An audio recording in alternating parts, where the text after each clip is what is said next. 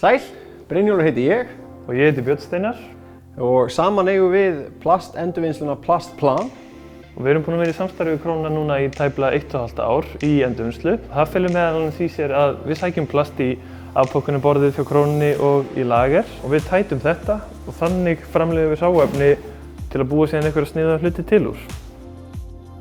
Þegar við erum búin að kurla plastið þá erum við bara með litla flögur. Þetta hérna er polypropylene og við notum gamla nammibari frá Krónunni til að flokka plastið og halda í aðskildu. Og þetta kurl er síðan bara hráefni sem við notum í vélarnar okkar. Við setjum þær í svokallaðar injection vélar þar sem við bræðum plastið og þrýstum því í mót. Hér erum við sem sagt komin í ferlið þar sem við erum að búa til verðlaunapenningana. Hér fer eftir að plastið er búið að bráðna nógu vel hér í injection vélun okkar. Þá er því þrýst í mótið sem við hönnuðum sjálfur. Út úr því koma allir verðlaunapenningarnir.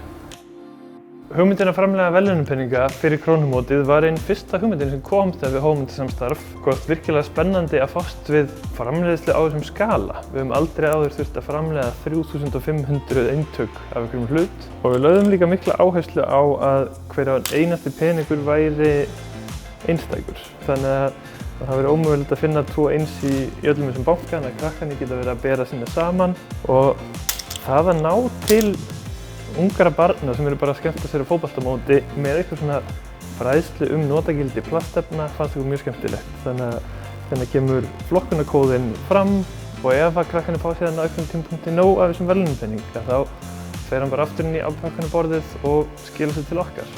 Við bara búum til blómpotta eða hvað sem það verður.